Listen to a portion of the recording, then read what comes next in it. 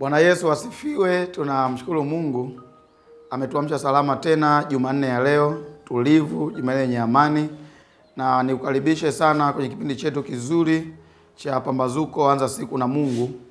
Na kabla sijaleta mstari na maombi, basi chukua nafasi hii, unaweza ukashare hiyo link na mtu mwingine, ukampigia simu na mtu mwingine kwamba Pambazuko tuko hewani. Naomba niombe. Baba uliye mwema, mfalme wa utukufu, asante kwa ajili ya neema yako Bwana, umetutunza na kutupigania hata kutuamsha salama tena Jumanne ya leo katika mapambazuko haya. Umetulinda Bwana na mishale ya adui irukayo usiku. Umetuokoa na kila hatari ya adui ipitayo gizani. Na Mungu, sasa Bwana Yesu, tunakuja kwako kabla hatujaanza chochote katika siku ya leo, tupate kusema na wewe kwa utukufu wa jina lako. Na mkabidhi kila mmoja ambaye anafuata pambazuko hili na hata ambaye ataingia baadaye katika damu yako Yesu. Neno lako likafanyike baraka na dawa kwa Kristo Bwana wetu. Amen. Mstari ambao nimesukumwa tuangalie asubuhi ya leo ya Jumanne unatoka kwenye kitabu cha kitabu cha Nehemia. Kitabu cha Nehemia ile sura ya 4 aya ya kwanza, ya pili, ya 3. Kitabu cha Nehemia sura ya 4 kuanzia aya ya kwanza. Inasema, lakini ikawa Sanbalati aliposikia ya kwamba tulikuwa tukiujenga ukuta, akaghadhabika, akaingiwa na uchungu sana, akawadhihaki Wayahudi. Akanena mbele ya nduguze na mbele ya jeshi la Samaria akisema, Wayahudi hawa wanyonge wanafanyaje? Je, watajifanyiza boma? Watatoa dhabihu au watamaliza katika siku moja? Je, watayafufua mawe katika chungu hizi za kifusi, nayo yameteketezwa kwa moto? Aya 3. Basi Tobia Mwamoni alikuwa karibu naye, akasema, hata hiki wanachokijenga angepita mbweha, angeubomoa ukuta wao wa mawe. Bwana Yesu asifiwe. Nimetamani tuangalie maandiko haya Jumanne ya leo alfajiri. Maandiko haya yanaeleza kwa habari ya wana wa Israeli ambao wakati huo mji wao wa Yerusalemu ulikuwa umepigwa na maadui zao, na watu wenye nguvu wakachukuliwa utumwani. Na baada ya kukaa sana utumwani, ndipo Nehemia akiwa katika nyumba ya mfalme, akiwa ni mnyweshaji wa mfalme, anapata habari ya kwamba nyumbani hali ni mbaya zaidi. Mji wa Yerusalemu umebomolewa, malango yake yamechomwa kwa moto, mashamba ya mizabibu yameharibiwa, makaburi yao yamevunjwa vunjwa. Nehemia anapata uchungu, anaomba kibali kwa mfalme, anarudi Yerusalemu, anawakusanya Wayahudi wenzake, wanaandaa mpango wa kujenga kwanza ukuta wa mji. Unajua zamani zile miji ilikuwa inazungushiwa kuta kubwa. Kwa hiyo wakati wameandaa mpango wa kujenga ukuta wa mji wa Yerusalemu, maadui zao wakina Tobia, wakina Sanbalati wakaanza kuwadhihaki, wakaanza kuwacheka, wakaanza kuwadharau. Na ndio maana unaanza kuona hapo, ukianzia hiyo sura ya 2, umeona adui zao wakianza kuwadhihaki. Anasema, akanena mbele ya nduguze na mbele ya jeshi la Samaria akisema, Wayahudi hawa wanyonge wanafanyaje? Je, watajifanyia boma? Watatoa dhabihu au watamaliza katika siku moja? Je, watayafufua mawe katika chungu hizi za kifusi, nayo yameteketezwa kwa moto? Angalia aya 3. Basi Tobia Mwamoni alikuwa karibu naye, akasema, hata hiki wanachokijenga angepita mbweha, angebomoa ukuta wao wa mawe. Unajua, hii ni kati ya dharau mbaya sana. Unajua nyinyi kambweha ni kanyama fulani kadogodogo hivi. Sasa fikiria wewe unafanya project ya kujenga ukuta wa mji. Na nyinyi mnajua miaka ile zile kuta za mji zilikuwa ni kuta haswa. Manake jiwe za kapita hata magari yakapita. Lakini fikiria mtu mwingine anaona kazi unayoifanya, alafu anakuambia hata ukuta unaojenga kwa mawe, mbweha akipita atawaangusha. Kambweha ni kama kapaka fulani kakubwa hivi. Bwana Yesu asifiwe. Ninaongea na mtu asubuhi ya leo ya Jumanne. Mtu ambaye ameamua kuamka ili afanye jambo la kimaendeleo, kubadilisha taswira ya eneo, kubadilisha sura ya eneo, ama sura ya mji, ama sura ya kijiji, ama sura ya ukoo wake, ama sura ya kabila lake, ama sura ya familia yake. Mtu ambaye ameamua kutoka kwenye unyonge ili apiganie heshima ya taifa lake, apiganie heshima ya familia yake, apiganie heshima ya watoto wake, apiganie heshima ya maisha yake. Mtu ambaye ameamua kutoka kwenye unyonge, kwenye utumwa, ili asimame yeye mwenyewe kama yeye. Nehemia ambaye anatoka kwenye utumwa, kwenye unyonge, anaamua anakuja kuhamasisha ndugu zake Wayahudi kwamba tunaweza kujenga ukuta na mji wetu ukawa salama. Wanapoanza kazi ya kujenga, anatokea mtu mmoja huko ambaye anaamua tu kuwavuruga tu kwa maneno ya kuwakatisha tamaa, kwa maneno ya kuwavunja moyo, ili kwamba maneno ambayo yanasanifu kwamba wanachokifanya hawa watu ni kazi bure. Mimi sijui naongea na nani hapa, lakini kuna watu ambao wana tabia ya kuwadharau watu wengine, na hawa watu tunao kwenye vijiwe vyetu, tunao wengi, mpaka makanisani tunao watu ambao siku zote hawana appreciation kwa ajili ya mtu anayefanya jambo fulani zuri. Hawa watu tunao. Unapambana, unafungua genge, ambia hey, mama fulani, ilo genge hapo, huo mtaa dume huo. Haya, tutaona tutaona kama nataka uzie kuku hizo nyanya, haya weka. Kuna watu ndio tabia yao, hizo ndio roho zao, roho za kina Sanbalati, roho za kina Tobia, ambao wenyewe hawataki kuona kuna mtu anasimama kutengeneza jambo zuri mbele ya watu wengine. Tunao watu ambao mambo yao siku zote wanaenda kuwakatisha tamaa wengine, kuwavuruga wengine, kuwafanya wengine wagane kama vile hawafanyi chochote kile chenye kufaa katikati ya jamii na taifa. Ngoja nikwambie, mimi sijui na gani, kuna watu ambao napinga unanisikiliza, ambayo kuna mambo umerudi nyuma, umeacha kuyafanya kwa sababu ya maneno ya watu.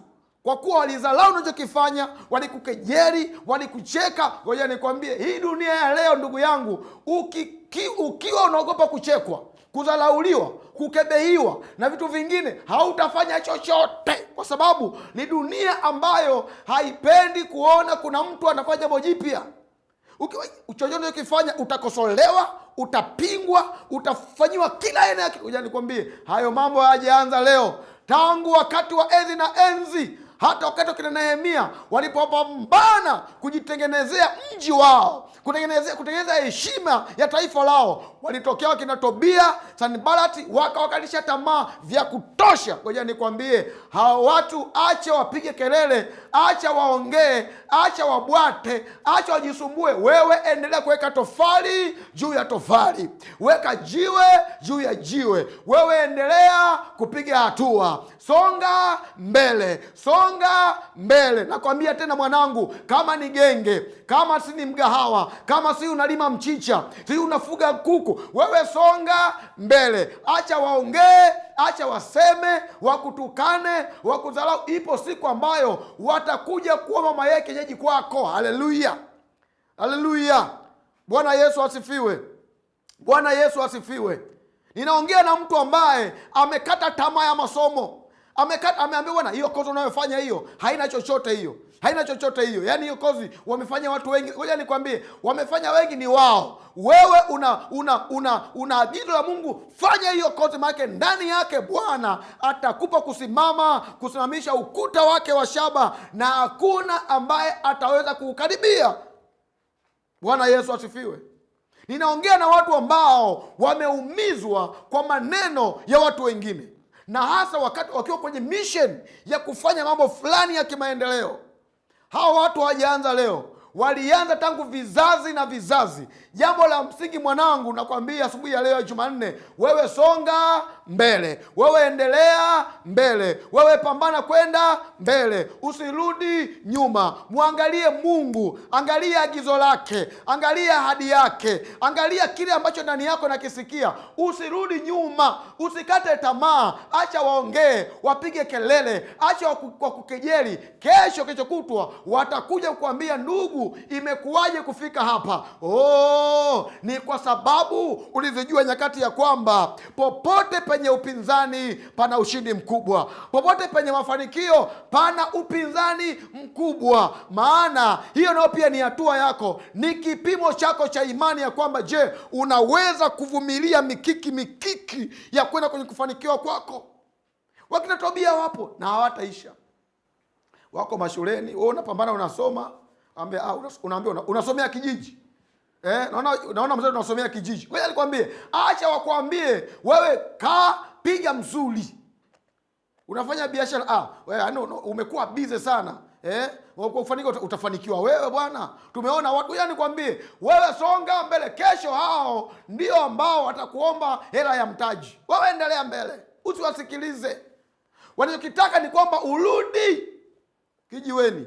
Kataa kukaa kijiweni, kataa kukaa kwenye maisha yao, kataa kukaa kwenye njia zao, kataa kufuata maelekezo yao. Wewe fanya kile ambacho Mungu amekupa kufanya. Nehemia ambaye alikuwa uhamishoni, alipokuja Yerusalemu, ndani kulikuwa kuna mission. Kuna mission moja tu. Akiona vision yake ya kwamba siku moja heshima ya Yerusalemu inarudi, kwamba itakuwa mji wenye ukuta mzuri, malango mazuri, wenye heshima. Na Nehemia akapambana, hakusikiza maneno ya kina Tobia, bali alibaki kumwangalia Mungu na kuomba. Ndio maana ile aya ya 4 inasema hivi, anasema, sikia Mungu wetu, maana tunadharauliwa, ukawarudishie mashutumu yao juu ya vichwa vyao, ukawatoe mateka kwenda nchi ya uhamishoni. Napenda hiyo aya ya 4a, anasema, sikia Mungu wetu, maana tunadharauliwa.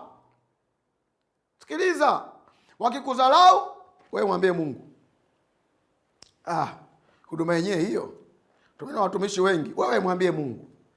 Mwimbaji utakuwa wewe, si utakuwa wewe, mwimbaji utakuwa wewe, kufunga utafunga wewe. Wewe mwangalie Mungu, maana kile ambacho Mungu amewekea kwenye maisha yako ndicho ambacho kinapaswa kukisimamia na kukifanya kwa nguvu zako zote.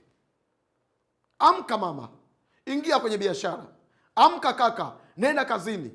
Amka kijana, ingia kwenye mapambano. Amka baba, nenda kwenye biashara, nenda kazini. Rudi ofisini. Na ukiona watu wanaongea juu yako kwamba wamekushindwa, ukiona wanaongea juu ya mafanikio yako, ujue kwamba wewe una viwango vingine kuliko wao. Isikusumbue, songa mbele. Naomba tuombe hapa. Baba, katika jina la Yesu, ninaomba tusaidie neema yako Bwana. Wako watu ambao wameacha kufanya mambo ya msingi kwa sababu ya maneno ya kukatishwa tamaa na watu. Na asubuhi ya leo Jumanne, tunainua nafsi zao, tunainua roho zao, tunawakabidhi kwako, ili Mungu mwenyewe ukashughulike nao, wapate kuendelea mbele katika jina la Yesu. Mungu wangu, ninakuja mbele zako kwa jina, hebu tufanishe maneno, sema, kwa jina la Yesu ninakuja mbele zako. Ninaomba unisamehe, ninaomba unirehemu mahali ambapo nilikata tamaa baada ya kusikia maneno ya watesi wangu. Sema, Bwana Yesu, ninaomba rehema mahali ambapo niliposikia maneno ya watesi wangu yakanivuruga, yakaniumiza, nikakata tamaa, nikasusa.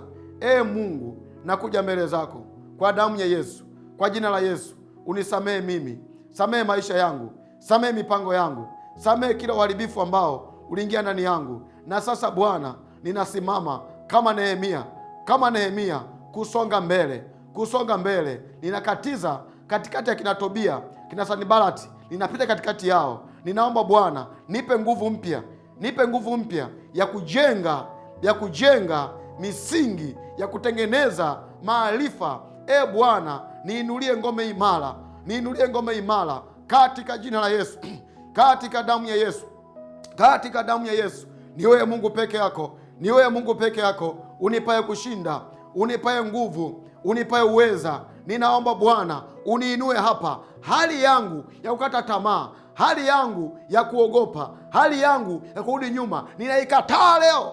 Sema, Mungu Baba, pale kazini kwangu, wale watu ambao wananiinukia na maneno ya kuniumiza, na maneno ya kunikejeli, na maneno ya kunidharau, Mungu wazidishie kwamba mimi ni mfanyakazi bora, mwenye maarifa, mwenye ujuzi, mwenye kibali. Wale watu ambao wananidharau pale shuleni kwa mimi ni bogus, wazidishie Bwana kwenye zamu hii ya kwamba mimi ni mwanafunzi bora mwenye akili. Mungu le hai, ingilia kati kwenye biashara. Wale watu ambao wanafikiria kwamba siwezi kufanikiwa kwenye biashara, Bwana ijulikane ya kwamba mimi ninafanya biashara sio kwa shauri langu, bali kwa mwongozo wako Mungu. Mungu wazidishie watu katika huduma ambayo ninafanya. Bwana Yesu, wale ambao wanakejeli, wanadharau, waone Bwana tukienda viwango vingine, katika jina la Yesu, katika damu ya Yesu, katika damu ya Yesu. Sema, Bwana Yesu, ninaomba neema yako, ninaomba neema yako, nipe ujasiri namna ya kubeba mashutumu yao, namna ya kupangua maneno yao. Jumanne ya leo ninakataa, ninakung'uta, ninavua kila maneno ambayo ninabebeshwa kwenye maisha yangu. Ninavua kila sauti ambazo zinaingia kwenye masikio yangu, ambazo zinanifanya nirudi nyuma. Navua leo kwa damu ya Yesu, navua sasa kwa jina la Yesu. Kila maneno ya kukatishwa tamaa, kila maneno ya kuvunjwa moyo, kila maneno ya kuumizwa, Bwana nakabidhi kwako projekti ambazo ninaziendea, nakabidhi kwako kazi ambazo naziendea, nakabidhi kwako mipango ambayo naiendea, nakabidhi kwako kila ratiba ambayo iko mbele yangu, familia yangu, ndoa yangu, watoto wangu, kampuni yangu, biashara yangu, ofisi yangu, shamba langu, mifugo yangu, mipango yangu, kazi yangu, huduma yangu, nakabidhi kwako. Yoyote ambaye anasimama kutamka maneno yenye kunijeruhi, yenye kuniumiza, Bwana teta nao, maana wananidharau. Na sasa Bwana, kwa kuwa wao wamenidharau, nawe Mungu umeniheshimisha, na ijulikane ya kwamba mimi ninatembea chini ya baraka za heshima ya Mungu aliye hai, katika jina la Yesu. Malango ya Jumanne yawe wazi, yawe wazi, yawe wazi. Lango la asubuhi, lango la alfajiri, lango la mchana, lango la alasiri, lango la jioni, lango la usiku yawe wazi. Heshima ya mbingu, heshima ya mbingu iwe juu yako, iwe juu yako, iwe juu yangu, iwe juu yetu. Nakataa roho za mikosi, kudharauliwa, nakataa hali ya uovu na uharibifu, nakataa. Hebu kataa kwa damu ya Yesu. Kataa kudharauliwa, kataa kudharauliwa, kataa kuumizwa, kataa kususa, kataa kwa damu ya Yesu Kristo. Bwana,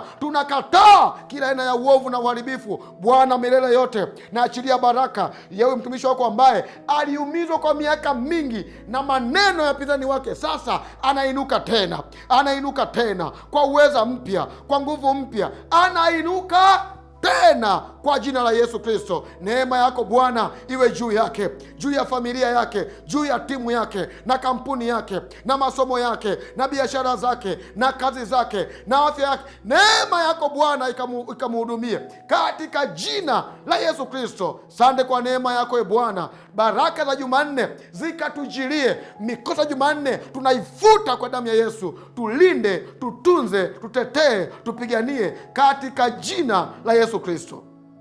Neema ya Bwana ikufunike, ikuatamie, iende na wewe kwenye kila hatua ya maisha yako. Bwana akubariki unapoingia na kutoka, na uzione baraka zake, na Mungu akupe kushinda, kwa jina la Baba na Mwana na Mtakatifu. Amen. Ninakushukuru sana unayetufuatilia. Tunaomba usiache kushare hiyo link, share na watu wengine. Unaweza ukaendelea kusubscribe kama bado hujasubscribe, ili tunapoingia hewani upate notification. Lakini tunaomba tutaondoa hayo maombi huko YouTube, naenda kuwatumia na watu wengine kwamba tupate neema kubwa zaidi. Ninakuletea huduma hii ni mimi mtumishi wako Father Helman Ben Madare, kasisi msaidizi wa kanisa Anglikana Bartolomayo hapa Ubungo, na nikutakie Jumanne njema, na kwa neema ya Mungu tukutane tena kesho alfajiri Jumatano kwa utukufu wake. Bwana akubariki, una siku njema. Shalom, shalom.